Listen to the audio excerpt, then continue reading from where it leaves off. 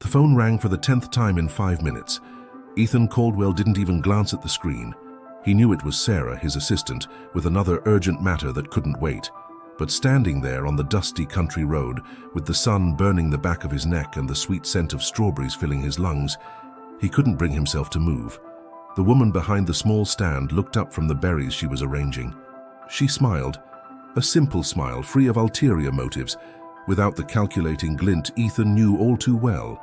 She was probably in her early 30s, with brown hair tied back in a messy ponytail, hands stained with dirt and red juice. "Good morning. Care to try one?"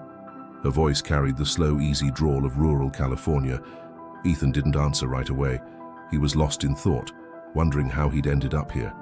He'd been driving back to San Francisco from a meeting in Sacramento when he decided to take a back road. Why?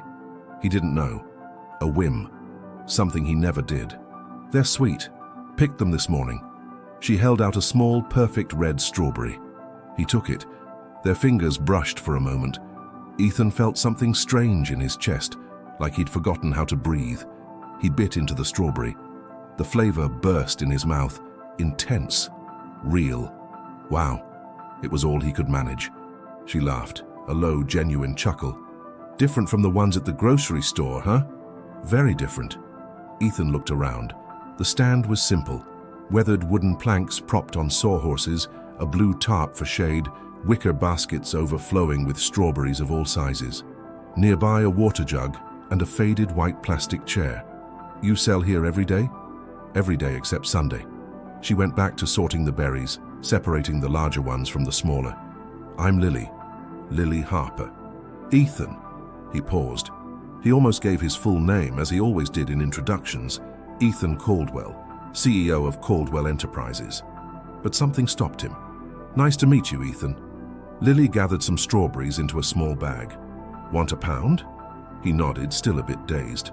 The phone rang again. This time he answered. "Ethan, where are you?" Sarah's voice was tense. "The meeting with the investors got moved up to 3. You need to get back now." "I'm on my way." He hung up without further explanation.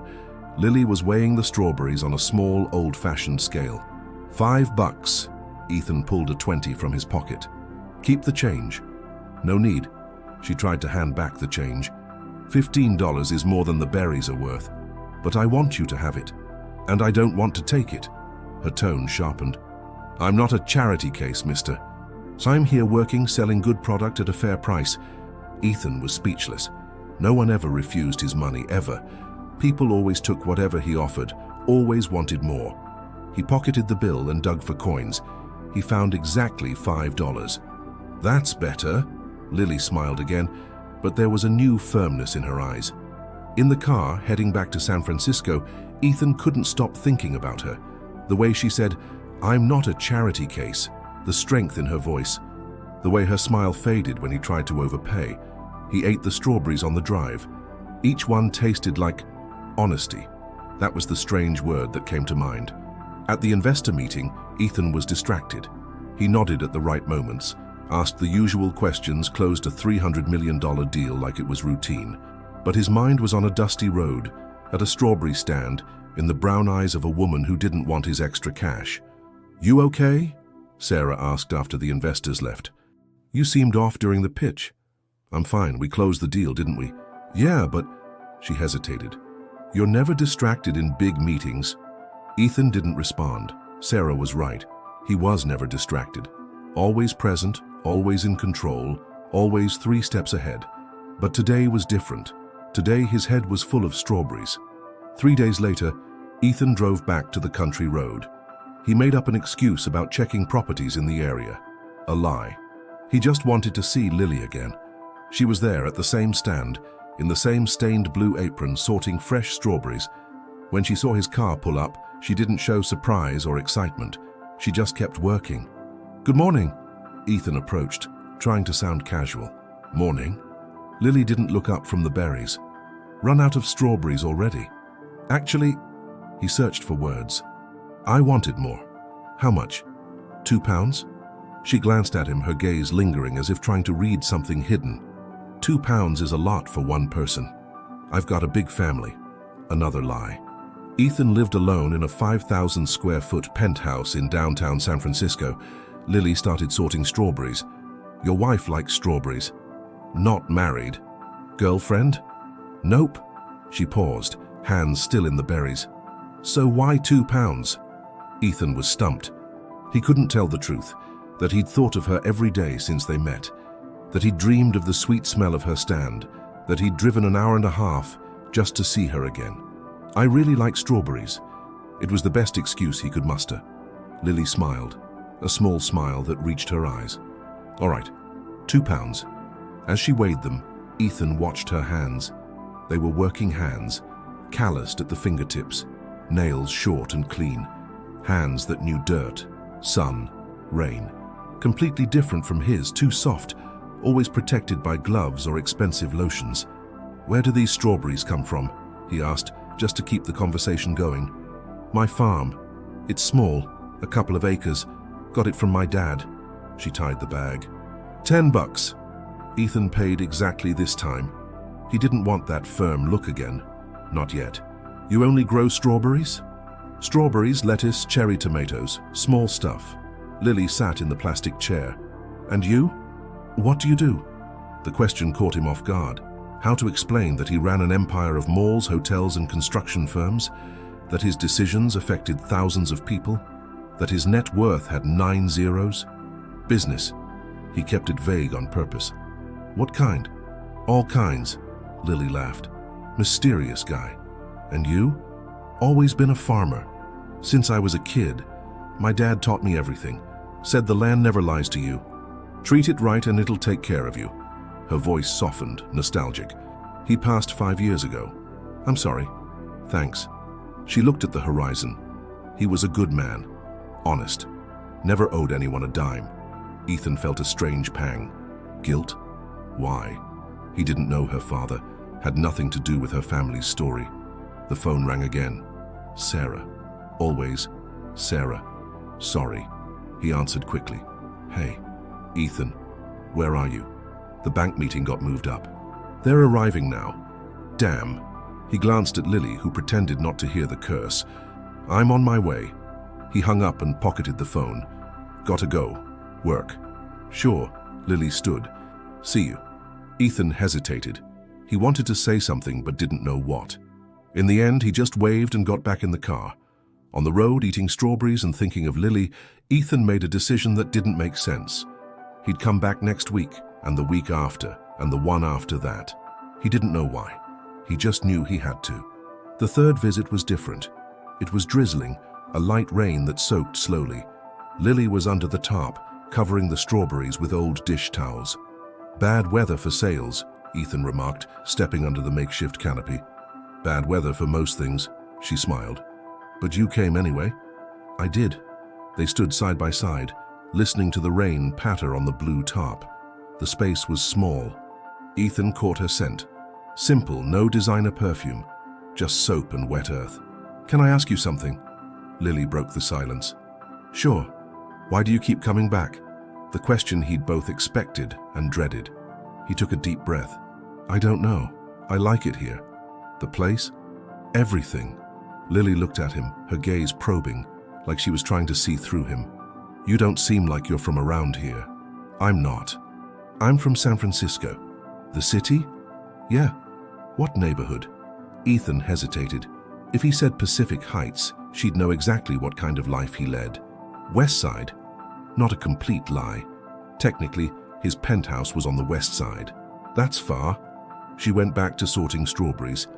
An hour and a half just for strawberries. You must really love them. Must. The rain stopped. Lily began uncovering the berries, removing the damp towels. Ethan helped without asking if he could. She didn't stop him. Thanks. She smiled when they finished. You didn't have to. I wanted to. She looked at him again. This time, Ethan was sure there was something different in her eyes. He couldn't quite place it. Interest, suspicion, curiosity? The usual, she asked, back to business. Actually, Ethan took a deep breath. I wanted to ask you something. Go ahead. Would you like to grab a coffee with me? Sometime? Lily froze. She stayed quiet for a long moment. When she spoke, her voice was low, careful. Why? Because I'd like to get to know you better. Know what? You. Your story. Your life. Why? Her questions were simple, but sharp as arrows. Ethan found himself without prepared answers, without rehearsed lines, without strategies, just the raw truth. Because you interest me. Interest me how? As a person. Lily laughed, but it wasn't a happy laugh. It was bitter, laced with skepticism. Person. She repeated the word slowly. City guy, fancy car, designer clothes, comes here every week to buy strawberries and now wants to know me as a person. Ethan's stomach sank. It's not what you think. What am I thinking? That I have ulterior motives. Don't you? The question hung heavy in the humid air. Ethan knew one wrong answer could ruin everything, but he also knew that lying would mean losing himself. I do. He was honest, but not the ones you're imagining. Then what? I want to know you for real, who you are when you're not selling strawberries, what you like, what you don't, what your dreams are. He paused, surprised by his own sincerity. I want to know why you smile like that when you think no one's watching. Lily went silent. She looked at him with an expression he couldn't read. Suspicion mixed with curiosity, interest. You noticed my smile? I notice everything. Another long silence. Ethan held his breath. Coffee where? She finally asked. His heart leapt. Wherever you want. There's a place in town, Valley Cafe, Saturday, 3 o'clock. Perfect. Lily tied up a bag of strawberries and handed it to him. Take these, on the house. Ethan took the bag. This time, when their fingers brushed, neither pulled away too quickly. See you Saturday, he said. See you. In the car, heading back to San Francisco, Ethan ate the sweetest strawberries of his life. But one question nagged at him. What if she found out who he really was? What if she learned that Ethan Caldwell wasn't just a businessman from the city, but the head of an empire that could buy the entire town she lived in? What if she discovered that his company had plans to build a mall right in the area where her farm stood? The Valley Cafe was a cozy spot with worn wooden tables and mismatched chairs. Ethan arrived 15 minutes early, nervous like a teenager on a first date. He chose a corner table with a view of the door, ordered a coffee and stirred it absent-mindedly without drinking. Lily walked in at exactly 3 o'clock. She wore a simple denim skirt, a white blouse and flat sandals. Her hair was loose, with a touch of pink lipstick. She looked beautiful in a natural, effortless way. Ethan stood to greet her. Hey, she smiled, but there was a tension in the air. Hey, you look great. Thanks. Lily sat, glancing around. It's been a while since I've been here. It's changed a bit. You used to come often? When I was younger, with friends. She picked up the menu. You? First time? First time. Ethan lied. He'd had Sarah research the place during the week. He knew it was one of the few cafes in town, popular with local families, unpretentious. Lily ordered a latte and carrot cake.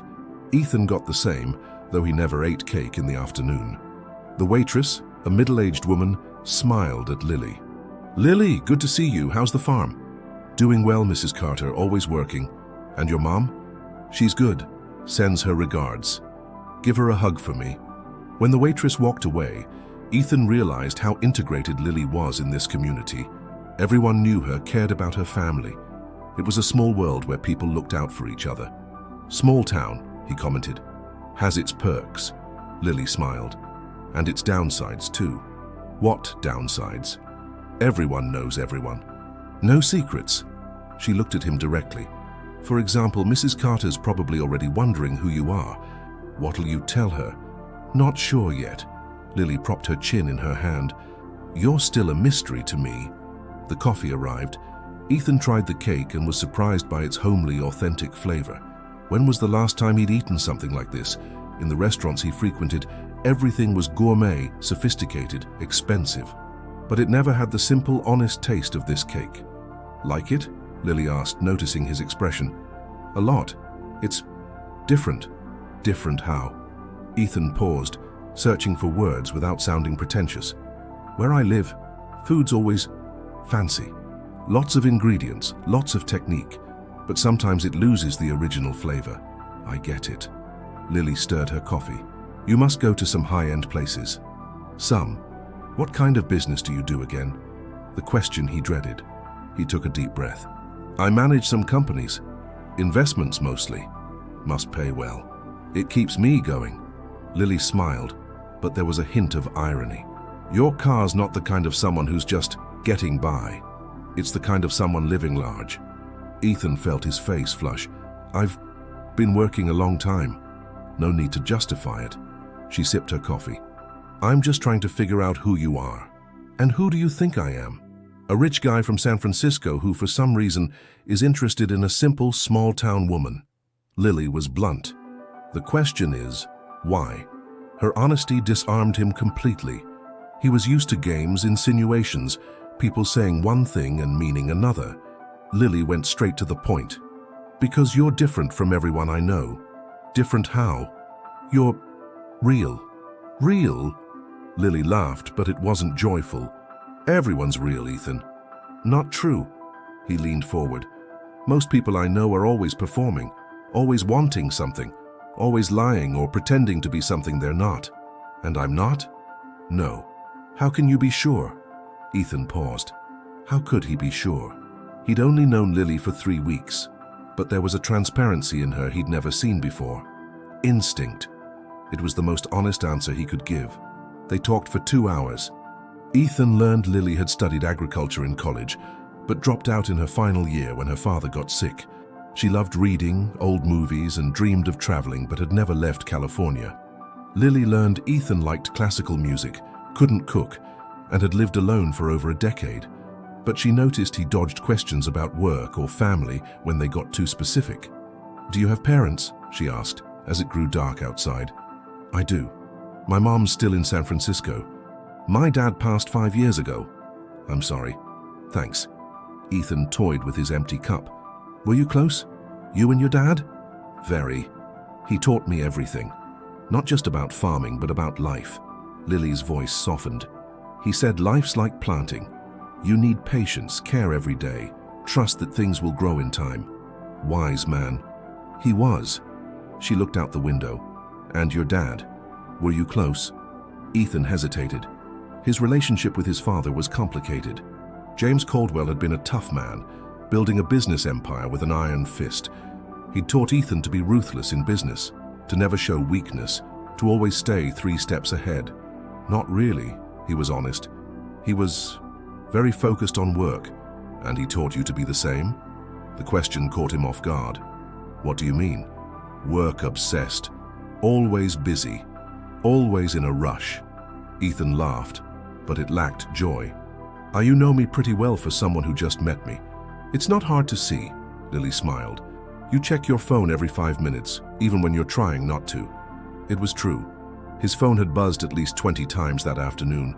Sarah, partners, meetings, urgent decisions. Ethan ignored it all, but the urge to check was constant. Sorry. Habit. No need to apologize, just observing. What else did you observe? Lily tilted her head, studying his face. How smile with your mouth, but not always with your eyes. Your hands are too well kept for someone who works with them.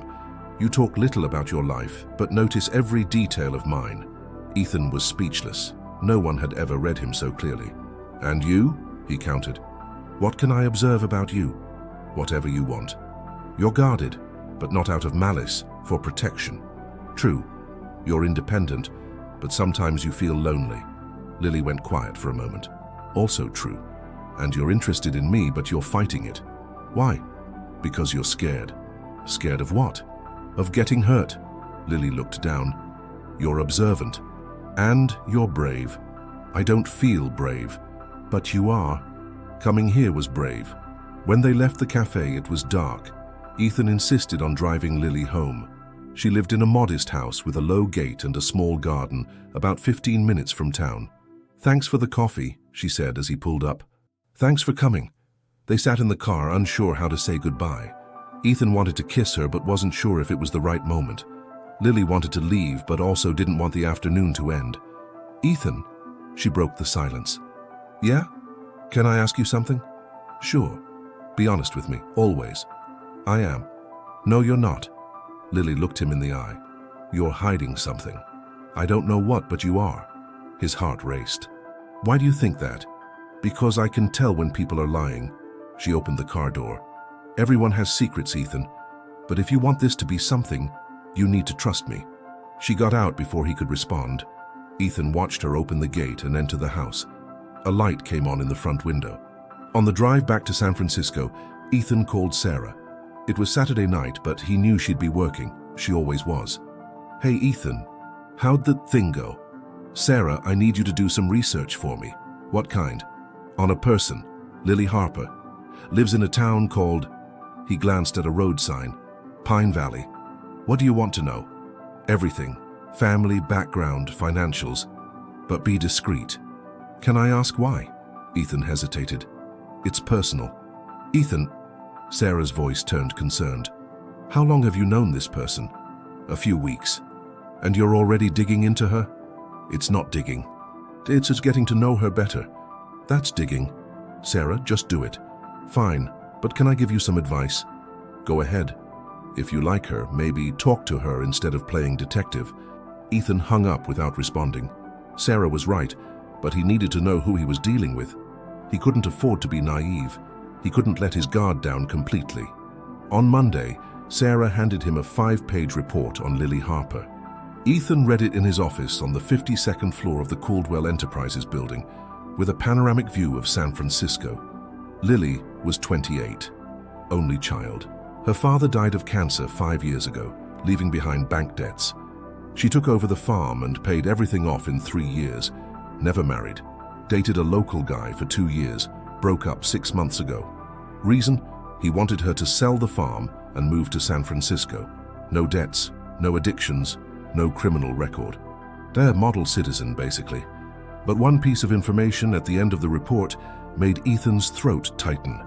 The Harper family farm was right in the middle of the area where Caldwell Enterprises planned to build its newest mall. Negotiations to buy the surrounding land had already started. Most owners had agreed to sell, except the Harper family. Lily had refused every offer. Ethan picked up the phone and called Robert, the project director. Robert, about the Pine Valley Mall. Oh, Ethan, I was meaning to talk to you about that. We've got a problem. What problem?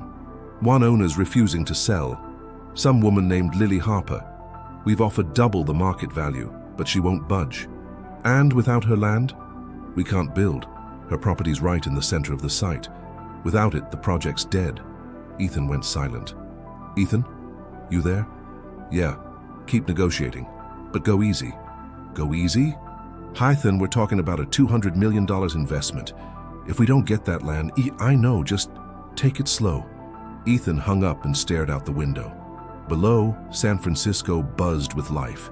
Cars, people, buildings rising, progress, development. That's how he'd always seen the world, always moving forward. But now, for the first time, Ethan wondered, progress for whom? The phone rang. Sarah. Ethan, your mom called. Wants to know if you're coming to Sunday dinner. What dinner? The usual with the Thompsons. Ethan had completely forgotten.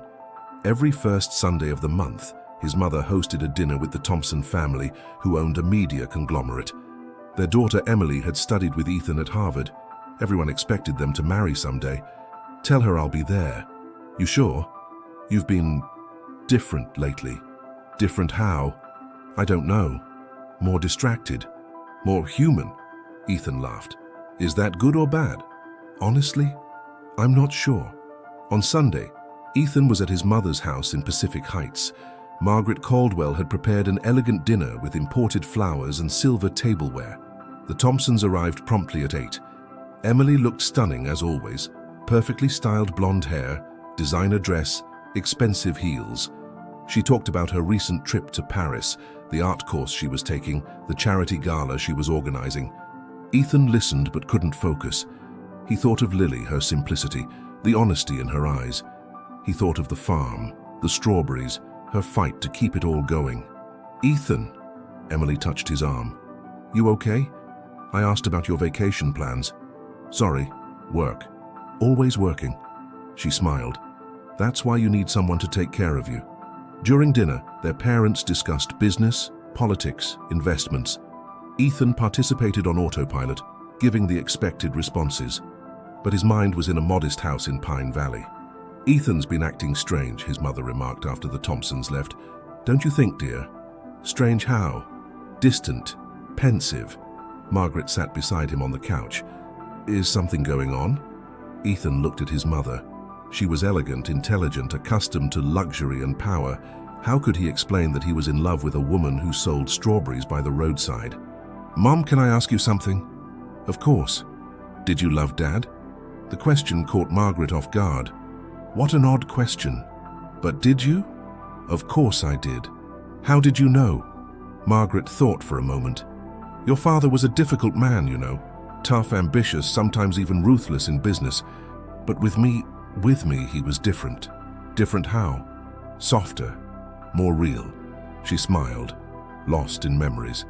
He let his guard down, and that was enough. For me it was. Ethan thought about his mother's words all night, letting his guard down, being real. That's what Lily did to him, and that's what he couldn't do with her. On Tuesday, he returned to the strawberry stand. Lily was there, as always. She smiled when she saw him, but there was a guardedness to it.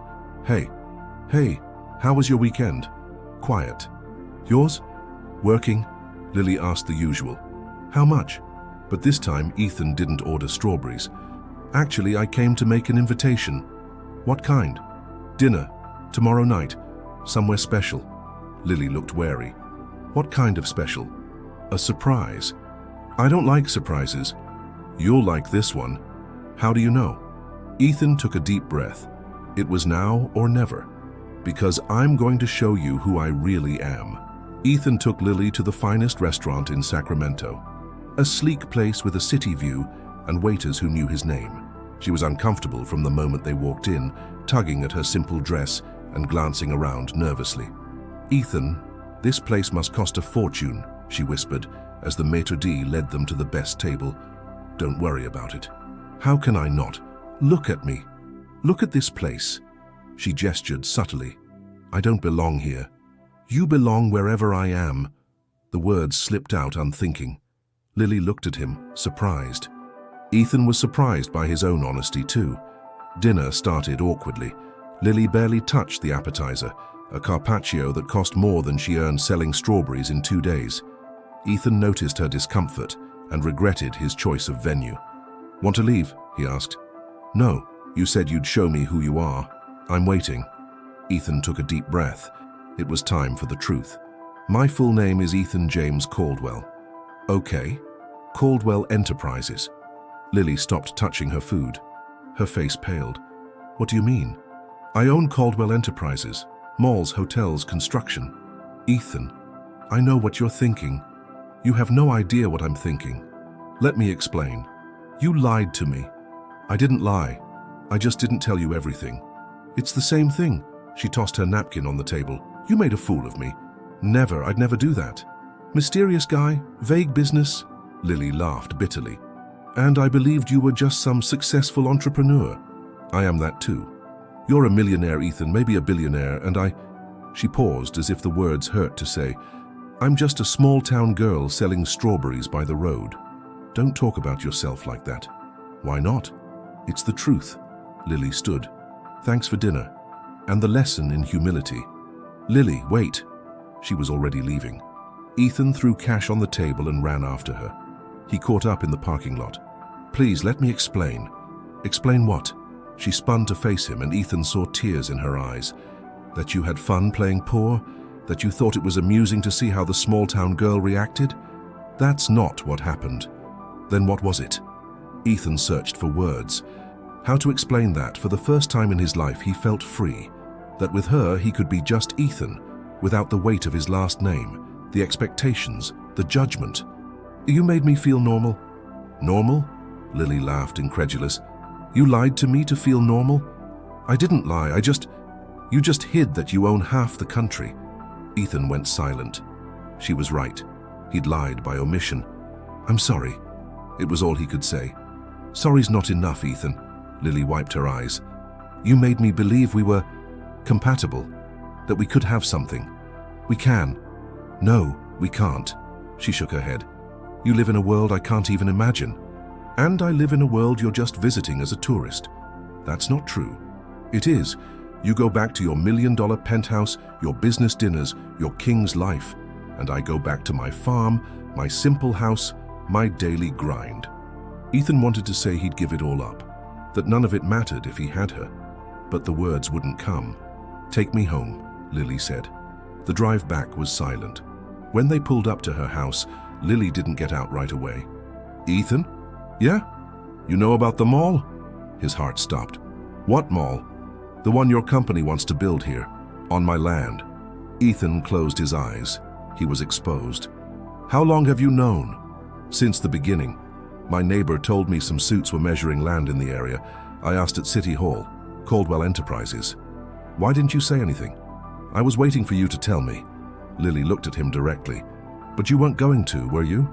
Ethan didn't answer. He didn't need to. So that was it. Her voice was too calm.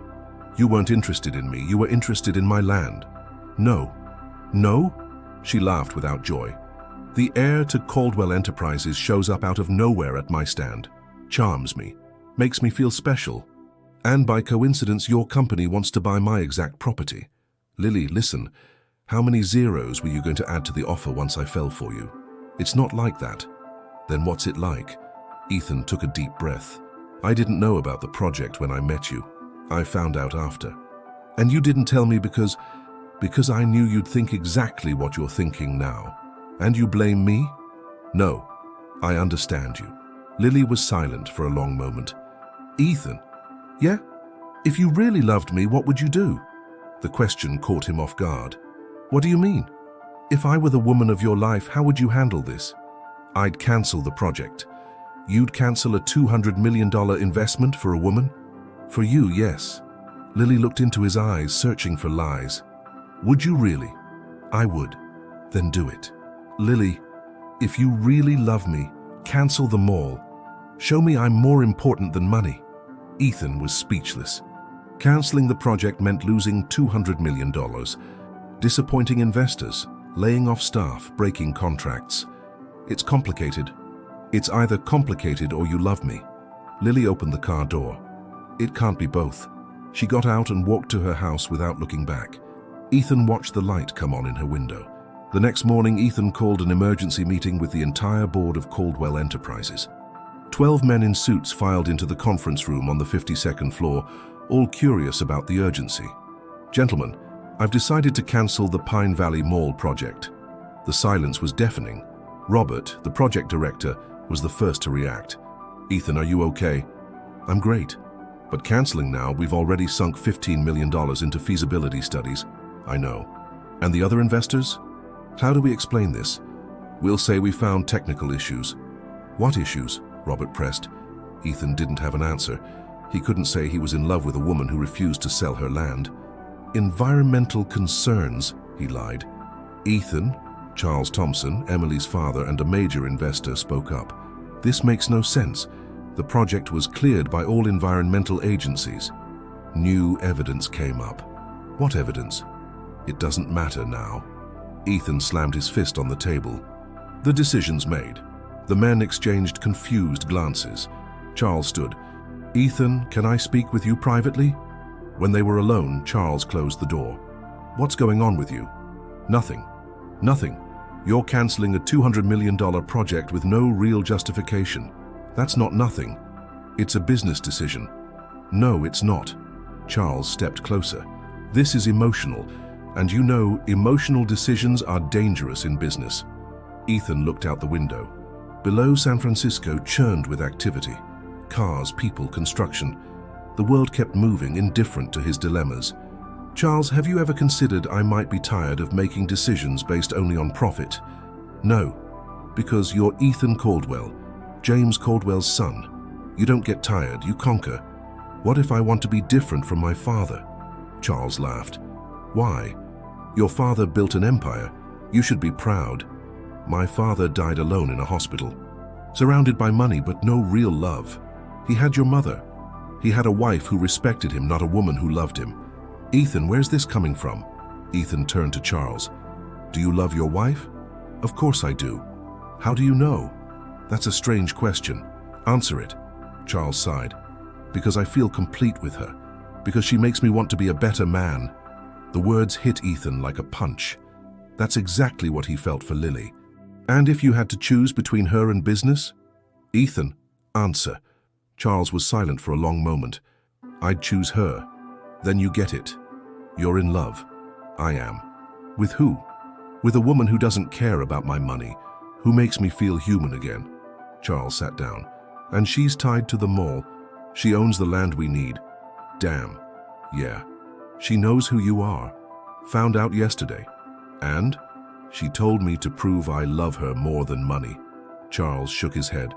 Ethan, you can't cancel a $200 million project over a woman. Why not? Because you have responsibilities, employees, investors, your family.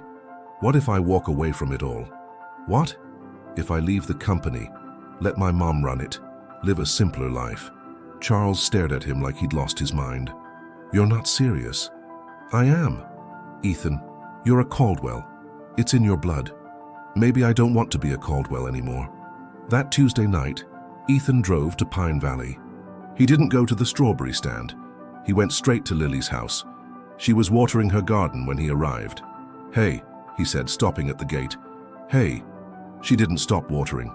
I cancelled the project. Lily paused and looked at him. Cancelled? This morning, board meeting. Why? Because you asked me to. She set down the hose and walked to the gate. Ethan, you said if I really loved you, I'd cancel the mall. I did. And now? Now nothing. You were right. I proved I love you more than money. Lily opened the gate and stepped onto the sidewalk. They stood face to face, surrounded by the sound of crickets and the smell of wet earth. You lost $200 million because of me. I'd lose billions. Ethan, Lily, I love you. The words came out simple, unadorned. She stayed silent, looking at him. You know that even without the mall, we're still from different worlds? I know. You know your family will never accept me? I know. You know people will say I'm a gold digger? I know. And you love me anyway? Even so. Lily took a deep breath. Ethan, there's something you need to know. What? My dad. She hesitated. He lost his land to one of your company's projects 10 years ago. That's why we moved here to this small farm. Ethan felt the ground vanish beneath him. Lily, your company bought our family's land for pennies. My dad never recovered. He died depressed, feeling like a failure. I didn't know. I know you didn't. You were probably 20 back then. Lily wiped a tear. But you see why this was so hard for me? When I found out who you were, Ethan was speechless. The weight of his family's legacy crashed down on him. Why didn't you tell me before? Because I was learning to separate you from your company, to see Ethan, not Caldwell Enterprises. And did you? I think so. She smiled for the first time that night. Otherwise, I wouldn't be here talking to you. Forgive me. There's nothing to forgive, Ethan. You didn't cause what happened to my dad. But the company is your legacy, just like this farm is mine. Lily looked around. The difference is, you can choose what to do with your legacy. What do you mean? What kind of businessman you want to be? Whether you'll repeat the past's mistakes or build something new. Ethan understood. Lily wasn't asking him to abandon everything. She was asking him to transform it. Lily? Yeah? Want to build something new with me? What do you mean? I want to use my company to make a difference. Invest in projects that help people like you. Like your dad. He took her hands. But I need someone to remind me where I came from, to keep me human. And you think I can do that? I know you can. Lily was silent for a long moment. When she spoke, her voice was low, emotional. Ethan, yeah? Kiss me. He leaned in slowly, as if she was something fragile. When their lips met, Ethan felt every decision, every choice, every path he'd taken had led to this moment. They pulled apart and stood embraced on the sidewalk under the stars of Pine Valley. Now what? Lily asked. Now we take it slow. Ethan smiled. You teach me to be simple. I teach you to dream big. Deal. 3 months later, Ethan and Lily were on a wooden porch he'd built at the back of her farm. It was a Sunday afternoon, and they were sipping iced tea, watching the sun set behind the strawberry fields. Your mum hates me, Lily said, laughing. She just needs time. Ethan wrapped an arm around her. Emily's the one who's really upset. Poor thing, thought she'd be Mrs. Caldwell. And she will be, just not her. Lily looked at him surprised.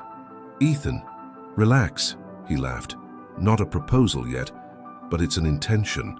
What kind of intention? The intention to spend the rest of my life eating strawberries and drinking iced tea with you. Lily nestled closer in his embrace. And the company? Doing well. The new social project we started has already helped 15 small farmer families. Your dad would be proud. I think so, in his own way. Ethan's phone rang. Sarah. He answered. Hey, Sarah. Ethan, sorry to bother you on a Sunday, but we got an interesting proposal.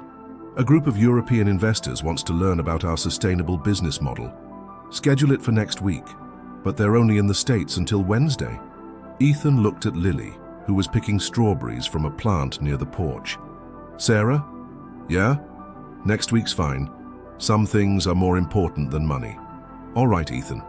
He hung up and returned to Lily. Work? She asked. Always, but it can wait. I'm proud of you. Lily smiled. You're learning to live. I've got a great teacher, and I've got a great student. They stayed there until dark, talking about plans for the farm, new company projects, dreams both simple and grand. When the stars came out, Ethan realized he was truly happy for the first time in years. It wasn't a happiness tied to achievements or acquisitions. It was a happiness born of being exactly where he wanted to be, with exactly who he wanted to be with. Lily? Thank you. For what? For teaching me that sometimes the greatest fortune fits in a strawberry stand. She laughed and kissed him, tasting of iced tea and future promises. And so, Ethan Caldwell learned that true love can't be bought, negotiated, or won with power. True love grows slowly like a strawberry patch, with patience, care, and the certainty that some things in life are truly priceless.